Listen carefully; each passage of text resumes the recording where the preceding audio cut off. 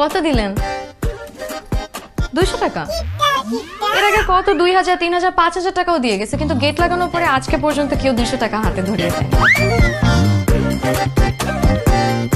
কথা কি বুঝে বলেন নাকি না বুঝি বলে ফেলেন? কেন, কি হয়েছে? গেট লাগানোর পর টাকা বেশি দেয়, কথার মিনিংটা কেমন না?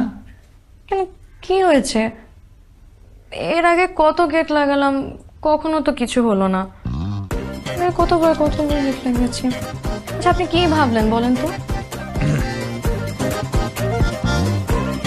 ও এইবার ছি ছি ছি ছি, দেখেন এই সব জিনিসের সাথে আমার একদম কোনো সম্পর্ক নেই। এগুলো আমি পছন্দ করি না। যদি পছন্দ করতাম তাহলে এতদিনে কত প্রেম করতাম।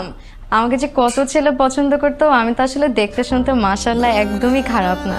কত ছেলে যে আমাকে প্রপোজ করতে চাইতো, আমার বাসার সামনে শত শত ছেলে লাইন দিয়ে দাঁড়িয়ে থাকতো, বুঝছেন?